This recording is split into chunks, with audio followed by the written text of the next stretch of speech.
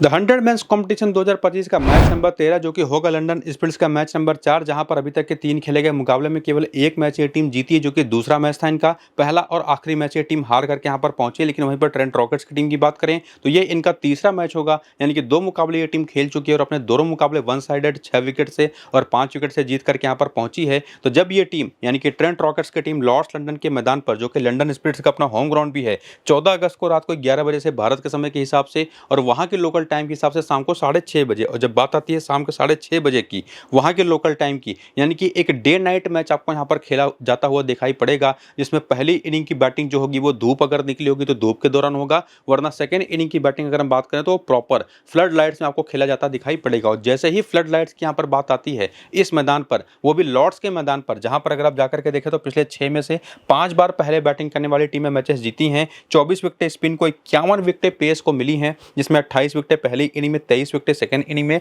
और पेसर्स ने जो यहां पर प्रेशर बनाया है पहली इनिंग की बॉलिंग में, उसका नतीजा यहां पर स्पिन बॉलिंग के पक्ष में भी गया है कि ज्यादा विकेटें यहां पर पहली इनिंग के अंदर ही मिली हैं, जिसमें जो पहली इनिंग की बैटिंग करने वाली टीमों ने मेजॉरिटी मैचेस जीते हैं। उसका रीजन जो यहां पर होता है वो निश्चित तौर पर स्ट्रेट फॉरवर्ड है कि पिच तो बैटिंग के लिए बहुत अच्छी होती है, आसमान पर बादल होंगे या नहीं वो तो हमको टॉस के बाद पता चलेगा, तब भले ही रिजल्ट यहां पर पहले बैटिंग करने वाली टीमों के पक्ष में जाएं आसमान पर, लेकिन अगर बादल होता है तो कोई भी टीम यहां पर पहले फील्डिंग करना भी प्रेफर कर सकती है। लेकिन यहां पर ज्यादातर होता यही है कि डे नाइट टाइप के कोई मैचेस हो, चाहे वो T20 हो, चाहे वो द 100 हो, चाहे वो वनडे हो, इवन टेस्ट मैचेस भी होना, तो यहां पर आसमान पर बादल होने के बावजूद टीमें पहले बैटिंग कर जाती हैं। चूंकि मैच के आगे बढ़ने के साथ साथ और स्पेसिफिकली जब फ्लड लाइट सेकंड इनिंग में जल जाती हैं तो सी मूवमेंट यहां पर बड़ा अच्छा मिलता है। और उसमें एक फैक्टर जो लॉर्ड्स के मैदान पर प्ले करता है वो है इस मैदान का अपना स्लोप, जो कि पिच के थ्रू अगर आप ये पिच अगर आप मान लें तो इस तरीके का स्लोप यहां पर होता है, वो भी 2.5 मीटर का डिफरेंस होता है, यानी कि एक एंड पर 2.5 मीटर की ऊंचाई ज्यादा होती है, अगली तरफ जाकर के देखेंगे तो वही निश्चित तौर पर जो ढलान होगी वो जो एक क्रिएट करता है एक नेचुरल मदद तेज गेंदबाजों को जो यहाँ पर मिलती है कि एक छोर से बॉलिंग करेंगे तो गेंद अंदर की तरफ आएगी नेचुरली, एक तरफ से बॉलिंग करेंगे अगले छोर से तो गेंद नेचुरली बाहर की तरफ जाएगी। तो हमेशा तेज गेंदबाजों को गेम में रखता है इस मैदान का जो स्लोप है। बाकी उसमें वेदर का फैक्टर जो होगा वो तो हमको टॉस के बाद पता चलेगा। बाकी ये फैक्टर तो आपको बता दिया कि डे नाइट मैच है, तो सेकंड इनिंग की बॉलिंग में स्पेसिफिकली पावर प्ले के दौरान वहां पर अच्छी खासी हेल्प रहेगी तेज गेंदबाजों के लिए। बाकी एक मैच यहाँ पर ऑलरेडी डे नाइट ही मैच था, वो भी खेला जा चुका है इसी मैदान पर, जहां पर दोनों इनिंग्स के पावर प्ले में रन बनाने वो काफी मुश्किल हो गए थे। पहली इनिंग के पावर प्ले की पहली 25 गेंदों पर 21 के स्कोर पर ही 2 विकेट गिर गया था, जिसमें ओवरऑल जो लंदन स्पिरिट्स की टीम थी 80 के ही स्कोर पर ऑल आउट हो गई, जिसमें 6 विकेटें पेस को, 4 विकेटें स्पिन को मिली। और इतना छोटा स्कोर था तो ओवल इनविंसिबल ने बड़ी संभल करके और सधी हुई शुरुआत करी। विकेट फेंकना उन्होंने जरूरी समझा भी नहीं, तो रन बनाने की उतनी तेजी से जरूरत थी भी नहीं, तो 27 रन उसने बनाए 25 गेंद पर बिना कोई विकेट गंवाए। बाकी ओवरऑल 81 रन बनाने में भी इनके 4 विकेटें गिर गई, जहां पर 1 विकेट पेस को, 3 विकेटें स्पिन को मिली और मैच को स्कोर चेज किया जाता हुआ मैच जीता गया। तो निश्चित तौर पर अगर इस तरीके का कोई कोलैप्स हो तो ही चांसेस यहां पर सेकंड इनिंग की बैटिंग में बनते हैं स्कोर को चेज करते हुए जीतने में। बाकी 2025 के दौरान ही अगर आप देखें ना तो एक और क्लासिक एग्जांपल आपको, इवन अगर आप देखें तो 3 क्लासिक एग्जांपल्स आपको देखने को मिलेंगे, जहां पर लगातार तीनों मैचेस में सेकंड बैटिंग करने वाली टीमों का अगर आप रिजल्ट्स को जाकर के देखेंगे तो 189 का स्कोर यहां पर डिफेंड हो गया, साथ ही साथ यहां पर 161 का स्कोर भी डिफेंड हो गया, वो भी केवल 1 रन से। और यहां पर देखेंगे तो ससेक्स और मिडिलसेक्स के मैच में मिडिलसेक्स की टीम 202 का स्कोर चेंज नहीं कर पाई, लेकिन पिछले सीजन में यानी कि 2024 में 2 द 100 के मैचेस भी हुए थे, वहां पर भी देखें तो 147 का स्कोर डिफेंड हुआ, 135 का स्कोर डिफेंड हुआ, यानी कि अगर छोटे स्कोर के मैचेस भी काफी सारे यहां पर डिफेंड होते रहे हैं और बड़ा स्कोर बन गया तब तो डिफेंड होना ही है। तो ओवरऑल सब कुछ कंडीशंस पर डिपेंड करेगा कि वेदर कैसा है, उस पर थोड़े बहुत मामला चेंज हो सकता है और शायद रिजल्ट यहां पर सेकंड बैटिंग पक्ष में चला जाए, लेकिन ओवरऑल पहले बैटिंग करने वाली टीम यहां पर फेवरेट होगी। बाकी स्पिन पेस और ओवरऑल रिजल्ट्स के बारे में तो आपने देख ही लिया, लेकिन वेदर के बारे में जो भी अपडेट होगा ना ताजा टॉस के बाद, वो आपको मैं टेलीग्राम और व्हाट्सएप पर बता दूंगा और फाइनल टीम भी उसकी बेसिस पर जो बनेगी वो भी टेलीग्राम और व्हाट्सएप पर दे दूंगा। बाकी अब जाकर के देखिए किस तरह की टीमें हमारी लगातार मिल रही है द 100 फॉर्मेट में, जिसमें चाहे विमेंस मैचेस हो चाहे मेंस मैचेस हो, लगातार विनिंग हो रही है। उसके लिए जाइए, जो लिंक है इसी वीडियो के डिस्क्रिप्शन में और कमेंट बॉक्स में जो पिन किया हुआ कमेंट है, दोनों जगहों पर डिस्क्रिप्शन में भी और पिन कमेंट में भी लिंक आपको मेरे टेलीग्राम और व्हाट्सएप चैनल का मिल जाएगा। क्लिक करके ज्वाइन हो जाइए, वहाँ पर रिजल्ट जाकर के देखिए और साथ ही साथ टीमें आपको वहाँ पर जो फाइनल होंगी वो तो मिलेंगी ही, वेदर के बारे में तो अपडेट मिलेगा ही। अभी फिलहाल प्लेइंग 11 और बैटिंग ऑर्डर आपके सामने है लंदन स्पिरिट्स की टीम का, जिसमें केन विलियमसन है, डेविड वार्नर है, जेमी स्मिथ है, Ashton Turner, Sean Dickson, Jamie Overton है, ओली पोप नंबर 7 पर आए थे। इसके बाद इनकी बॉलिंग, जिसमें अगर आप देखें तो पिछले मैच में खास करके लियो कुड और डैन वराल तो खेले ही नहीं थे एक्चुअली। उसके पहले वाले मैच में दोनों के दोनों खेले थे और काफ़ी बढ़िया बॉलिंग करी थी। अब पता नहीं क्यों पिछले मैच में दोनों के दोनों नहीं खेले, लेकिन ओवरऑल जो प्लेयर खेले कुल 5 बॉलिंग ऑप्शन ये टीम ट्राई करती दिखाई पड़ी है अभी तक। चाहे वो लियो कुड और डैन वराल भी जब खेले थे ना, तब भी कुल टोटल 5 बॉलिंग ऑप्शन इन्होंने ट्राई किए थे। और जो इन्होंने चेंज पिछले मैच में किया इन दोनों को बाहर करके, वो जेफर कोहान को लेकर के आए, ओली स्टोन को लेकर के आए। ओली स्टोन ने भी पूरे 4 ओवर करके 2 विकेटें निकाली। तो निश्चित तौर पर वो जो चेंजेस थे उससे बहुत बड़ा फर्क तो नहीं पड़ा, रिजल्ट निकल करके दिए इन दोनों बॉलर्स ने, लेकिन ओवरऑल 5 बॉलिंग ऑप्शन पिछले मैच में ट्राई किया गया था इनके द्वारा, जिसमें किसने किस किस ओवर में आकर के बॉलिंग करी वो भी नंबर्स आपके सामने हैं। बेंच के प्लेयर्स के नाम भी आपके सामने है जो कि आप देख सकते हैं, जिसमें निश्चित तौर पर लियो कुड, डैन वराल जैसे 2 बढ़िया ऑप्शन तो हैं ही। इसके साथ साथ करियर के भी आंकड़े अगर आप देखना चाहें तो वो भी देख सकते हैं द 100 फॉर्मेट में, लेकिन इस सीजन के शुरू होने के पहले के वो आंकड़े थे। तो इस सीजन में इन लोगों ने क्या किया, 3 मुकाबले टीम खेल चुकी है ऑलरेडी। उसमें अगर आप जाकर के देखें परफॉर्मेंसेस तो ये टीम ऑलरेडी 2 मैचेस हार चुकी है। एक मुकाबला इसने काफ़ी मुश्किलों से जीता जरूर था, लेकिन उन तीनों मैचेस में देखें तो केन विलियमसन कुछ खास कमाल कर नहीं पाए हैं, लेकिन डेविड वार्नर ने 2 बैक टू बैक 70+ की इनिंग्स खेल रखी है। बाकी जेमी स्मिथ भी पहले मैच में 26, दूसरे मैच में केवल 12 रन। हालांकि चाहे वो केन विलियमसन की बात करें चाहे जेमी स्मिथ की बात करें, उसके पहले इनके फॉर्म को ठीक ठाक आप कह सकते हैं, जो कि कंसिस्टेंट तो बिल्कुल नहीं है। लेकिन उसी में एस्टन टर्नर की बात करें तो 13, 24 और 21 रन के 3 अच्छे स्टार्ट्स इन्होंने लिए हैं। बड़ी पारी में कन्वर्ट नहीं कर पाए हैं, लेकिन चूंकि नंबर 4 पर आते हैं और इनके साथ एक पॉसिबिलिटी भी बनती है इनकी ऑफ स्पिन बॉलिंग के साथ, जो इन्होंने पहले मैच में करके 1 विकेट भी लिया था, वो इनको काफ़ी अच्छा चॉइस बना देती है आपकी टीम के लिए। सीन डिक्सन उतना इंपॉर्टेंट है नहीं खास करके स्मॉल लीग के लिए, लेकिन जेमी वाटन जो कि सबसे मेन इनके बारे में जो खास बात होती है वो होती है इनकी डेथ ओवर की बॉलिंग। तो डेथ ओवर में तो कम से कम 2 ओवर आकर के जरूर करेंगे इसी की वजह से, और पावर प्ले की भी बॉलिंग कई बार कर जाते हैं, बल्ले से रन भी बना सकते हैं। अभी तक परफॉर्म भी किया है 2 मैचेस में 3 विकेट लेकर के। तो सीधे टीम में आते हैं। ओली पोप का तो बैटिंग ऑर्डर इतना नीचे है कि उतना कंसिडर करना जरूरत है नहीं, लेकिन लियम डॉसन जिनके अब देखें 3 मैच में 3 विकेट हैं, पिछले मैच में विकेटलेस गए थे, ये एक काफ़ी इंपॉर्टेंट ऑप्शन है। ओली स्टोन 2 विकेट ले गए पिछले मैच में, काफ़ी जरूरी ऑप्शन बन सकते हैं। हालांकि उसके पहले अगर आप इनका फॉर्म देखें तो वो उतना अच्छा था नहीं। रिचर्ड गिल्सन को भी 3 मैच में अभी तक केवल 2 विकेट मिला है। जेफर कोहान ने पिछले मैच में 1 विकेट लिया। बाकी देखना पड़ेगा, लियो कुड को पहले 2 मैचेस में मौका मिला था तो कुछ खास कर नहीं पाए थे। रियान हिगिंस को भी 1 मैच में मौका मिला था, कुछ खास नहीं कर पाए थे, लेकिन डैन वराल ने 2 मुकाबले खेल करके 3 विकेटें ली थी। तो चाहे डैन वराल खेलें, चाहे लियो कुड खेलें, या ओली स्टोन और जेफर कोहान खेलें, तो कौन खेलेगा उस पर डिपेंड करेगा। लेकिन अभी के लिए ओली स्टोन और रिचर्ड गिल्सन ही 2 सबसे बेस्ट ऑप्शन दिखाई पड़ रहे हैं, जिसमें अगर आप देखें सामने की टीम के जो बैटर्स हैं वो लेग स्पिन कैसा खेलते हैं उसके बेसिस पर जेफर कोहान भी एक अच्छे पिक हैं। वरना 5 से 6, या अब जेफर कोहान को भी अगर इंक्लूड कर दे, केन विलियमसन को भी इंक्लूड कर दे, तो 7 से 8 ऑप्शन तो बेस्ट हैं इस टीम के अंदर, जिसमें से 6 ऑप्शन ऐसे हैं जिनके परफॉर्मेंस भी ऐसी अभी तक रही है या उनकी यूटिलिटी ऐसी है कि जिसके बेसिस पर आप सीधे उनको टीम में लेके जा सकते हैं। इसके बाद आकर के आगे हेड टूट के भी आकर देख करके समझने की कोशिश करें तो केन विलियमसन और डेविड वार्नर तो खेले नहीं कोई मैचेस, लेकिन जेमी स्मिथ और एस्टन टर्नर के 2-2 मैचेस हैं, रन्स बहुत ज़्यादा है नहीं। इवन जेमी वाटन के भी 2 मैच में कोई विकेट नहीं है। ओली पोप के भी 1 मैच में केवल 10 रन है। वहीं पर लियम डॉसन के 4 मैच में 28 रन है, केवल 3 विकेटें हैं। ओली स्टोन भी नहीं चले। रिचर्ड गिल्सन के 2 मैच में 2 विकेटें हैं, लेकिन एक नाम केवल यहाँ पर डैन वराल का ही स्टैंड आउट करता दिखाई पड़ेगा। और कुछ हद तक कीटन जेनिंग्स, जो पता नहीं क्यों पिछला मैच नहीं खेले, लेकिन अगर आप हेड टू हेड के नंबर्स इन प्लेयर्स के देखने आए लंदन स्पिरिट्स के, और वो भी ट्रेंट रॉकेट्स के खिलाफ, तो ऐसे नंबर्स हैं ना कि इसके नंबर तो आप किसी को पिक ही ना कर पाएं, 1-2 प्लेयर को छोड़ करके। तो स्ट्रेट अभी आप कह सकते हैं कि नंबर्स या परफॉर्मेंसेज इन प्लेयर्स की अच्छी नहीं रही है ट्रेंट रॉकेट्स जैसी टीम के खिलाफ। लेकिन जब वेन्यू के नंबर्स आप देखने आते हैं, जो कि इनका अपना होम ग्राउंड भी होगा, तो केन विलियमसन यहाँ पर ऑलरेडी 4 मुकाबले खेल चुके हैं, 92 रन है, 53 का हाईएस्ट स्कोर है, यानी कि एक मैच तो अच्छा इनका यहाँ पर गया है। इसके बाद डेविड वार्नर के 1 मैच में केवल 9 रन है। वहीं पर जेमी स्मिथ के भी 5 मैच में केवल 37 रन है। एस्टन टर्नर के 2 मैच में 47 रन है, 1 विकेट है। जेमी वाटन के 8 मैच में 3 विकेट हैं, चूंकि पहले ये बॉलिंग नहीं करते थे, बीच में अपने करियर के पिछले कुछ साल इनके ऐसे तो चले गए हैं जिसमें फिटनेस इशूज़ की वजह से इन्होंने बॉलिंग ही नहीं की है।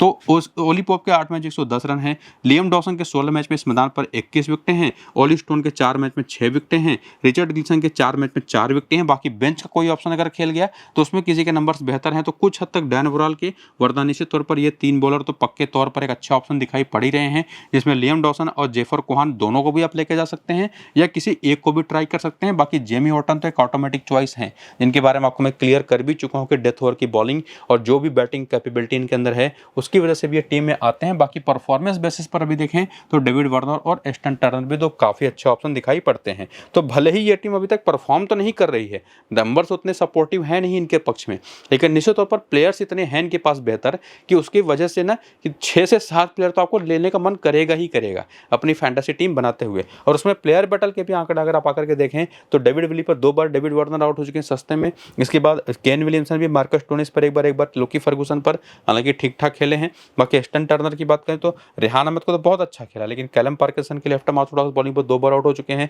मार्कस स्टोनिस पर एक बार अच्छा खासा खेले हैं। अकील हुसैन पर एक बार आउट हो चुके हैं। जेमी स्मिथ की बात करें तो डेविड विली ने और साथ ही साथ रेहान अहमद और सैमुअल कुक ने को एक बार बहुत ही आराम से और सस्ते में आउट कर रखा है। और बाकी जो इनके बैटर्स हैं उनके भी प्लेयर बैटल के आंकड़े आप यहाँ पर देख सकते हैं, जिसमें ओवरऑल आपको स्पिन के खिलाफ वो कमजोरी आपको देखने को मिलेगी ही जो नेचुरल भी होते हैं इंग्लिश बैटर्स में। और उसी को आगे बढ़ाते हुए अगर आप आए दूसरी टीम की तरफ देखें ट्रेंट रॉकेट्स, तो इनके तरफ से अकील हुसैन को लेकर के देखिए क्लियर कट अपडेट था कि ये पहले 2 मैच के लिए ही आए थे, जो कि जॉर्ज लिंडे के जहाँ पर रिप्लेस किए गए थे। हालांकि जॉर्ज लिंडे क्या है, ये अपनी साउथ अफ्रीका टीम के खिलाफ तरफ से खेल रहे हैं ऑस्ट्रेलिया के खिलाफ T20 इंटरनेशनल मैचेस, और वो भी ऑस्ट्रेलिया के ही अंदर, जिसका भी तीसरा T20 मैच होना बाकी है। तो ये तो अभी भी अवेलेबल है नहीं, तो देखना पड़ेगा कि अकील हुसैन को अभी फिलहाल ये टीम बना करके रखती है, चूंकि अकील हुसैन को जाकर के CPL खेलना है और इनका अगला पहला मैच मेरे ख्याल से 16 या 17 तारीख को है। तो मुझे तो लग तो रहा है कि शायद ये खेल जाएं, लेकिन जो शुरुआत में अपडेट था ना कि केवल 2 ही मैचेस के लिए आए हैं, तो हो सकता है वापस भी चले जाएं, वो देखना पड़ेगा। टॉस के बाद मैं आपको क्लियर कर दूंगा ही, या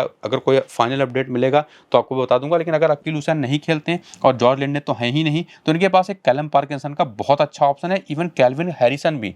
इनके बारे में जानना आगे काफ़ी जरूरी रहेगा, वीडियो में पूरा बने रहिएगा, देखिएगा। बाकी बैटिंग ऑर्डर आप देख ही रहे हैं, प्लेइंग 11 और बाकी देखें तो 6 बॉलिंग ऑप्शन इस टीम ने ट्राई किए हैं अभी तक पिछले दोनों मुकाबलों में, जो 2 मुकाबले इन्होंने खेले हैं, जिसमें 1 ओवर पिछले मैच में मार्कस स्टोनिस ने किया था, रेहान अहमद ने पहले मैच में केवल 1 ओवर किया था।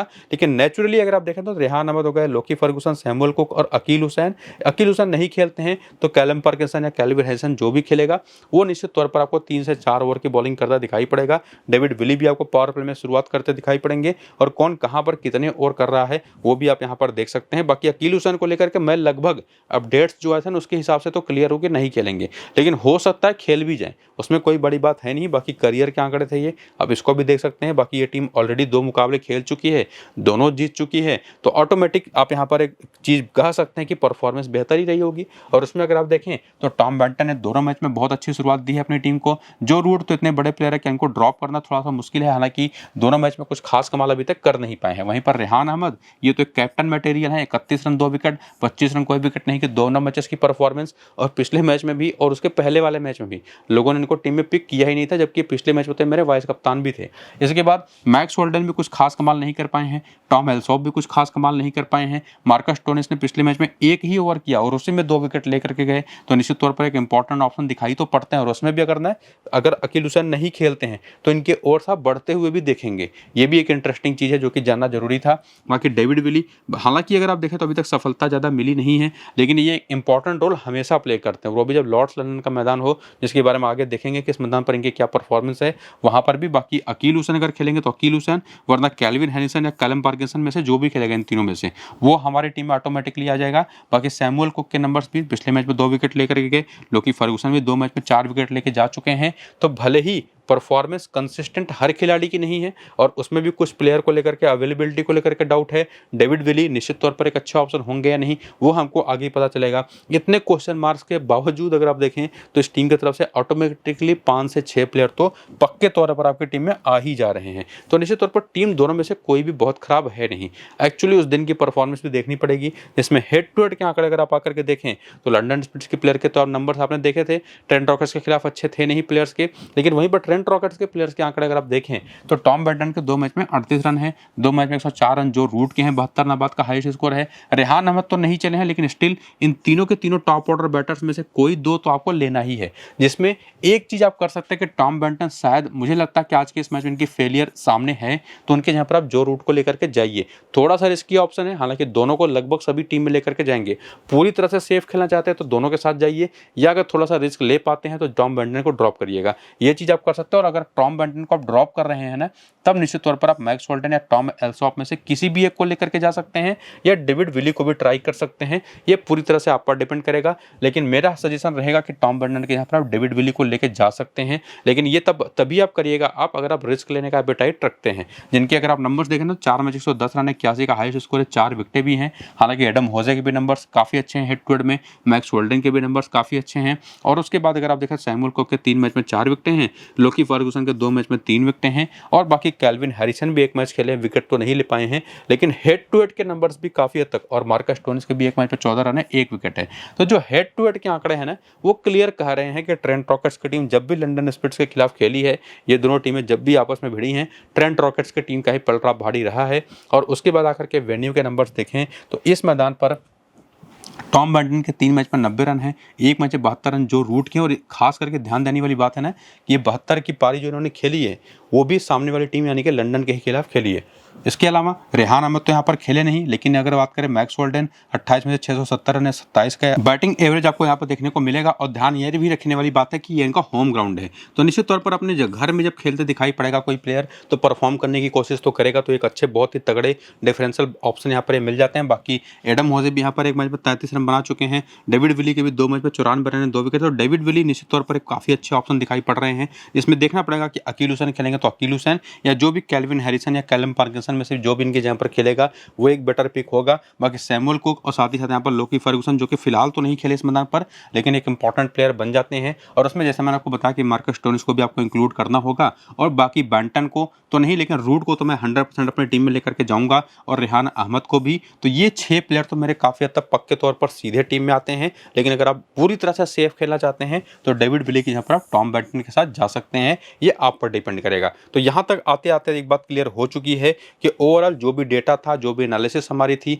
प्लेयर्स को लेकर के, जो सिलेक्शन प्रोसेस हम फॉलो करेंगे उसके बेसिस पर ट्रेंट रॉकेट्स की टीम को ही हमको फेवरेट मानना पड़ेगा, या वो टीम फेवरेट दिखाई पड़ती है। बाकी परफॉर्मेंस उस दिन पर डिपेंड करेगा। इसके अलावा प्लेयर बैटल के भी आंकड़े अगर आप देखना चाहें तो टॉम बेंटन बाएं हाथ की तेज गेंदबाजी 184 गेंद पर 194 रन बना करके 10 बार आउट हो चुके हैं। और उसमें लियम डॉसन जो लेफ्ट आर्म ऑर्थोडॉक्स बॉलर सामने की टीम में है, उनकी गेंद पर भी 4 बार आउट हो चुके हैं। लियो कूड अगर खेलते हैं तो वो भी इनके खिलाफ एक थ्रेट होंगे, 9 गेंद पर 2 रन देकर के 1 बार आउट कर चुके हैं, और ओली स्टोन तो 1 बार सस्ते में आउट कर ही चुके हैं। तो जो बॉलिंग सामने की टीम में है वो निश्चित तौर पर इनके खिलाफ काफी काम आ सकती है। बाकी जो रूट रिचर्ड ग्लीसन पर 1 बार आउट हो चुके हैं लेकिन 29 रन बनाए हैं, मैक्स होल्डन लियम डॉसन पर 2 बार आउट हुए लेकिन रन बना करके। और उसके अलावा रेहान अहमद जो लेग स्पिन पर फंसते हैं, लियो कूड इनको 1 बार आउट कर चुके हैं अपने left arm medium pace bowling पर। और उसके बाद अगर आप देखें तो यहाँ पर मार्कस स्टोनिस हैं, एडम होसे हैं, टॉम एल्सॉप है। हालांकि ये लोग बैटिंग थोड़ा नीचे करते हैं तो उसमें बहुत बड़ा रोल होगा नहीं प्लेयर बैटल का, लेकिन फिर भी एक चीज कॉमन है, वो है लियम डॉसन या किसी भी तरीके के स्पिन बॉलिंग अटैक के खिलाफ, वो है इनकी कमजोरी जो आपको सीधे सीधे यहाँ पर देखने को मिल जाएगी। बाकी जब अपनी स्मॉल लीग की टीम बना लेंगे तो उसमें डेविड वार्नर और रेहान अहमद 2 सबसे कॉमन कप्तान है, वो कप्तान के ऑप्शन आपको देखने को मिलेंगे। लेकिन उसी में मार्कस स्टोनिस भी हैं, जेमी ओवर्टन भी हैं, जो रूट भी हैं जिनको आप ट्राई कर सकते हो। जो रूट के तो नंबर्स भी आपने देखे पीछे, हेड टू हेड के भी और वेन्यू के भी, तो बहुत अच्छे ऑप्शन बन सकते हैं जो कप्तान है, बस कप्तान। बाकी अभी के लिए स्मॉल लीग के लिए ये टीम बना करके आप सेव कर लीजिए। फाइनल टीम और वेदर अपडेट जो होगा टॉस के बाद का, वो आपको मैं अपने टेलीग्राम और व्हाट्सएप चैनल पर दूंगा, जिसका लिंक किसी वीडियो के डिस्क्रिप्शन में और पिन कमेंट में मैंने ऑलरेडी दे रखा है। तो जाकर के ज्वाइन हो जाइए लिंक्स को क्लिक करके, और वीडियो वो शुरू से अंत तक पूरा देखिए और अपनी टीम ग्रैंड लीग की कम से कम खुद से बनाने की कोशिश करिए। ये वीडियो फिलहाल यहीं पर होता है खत्म, चलते हैं, नमस्कार।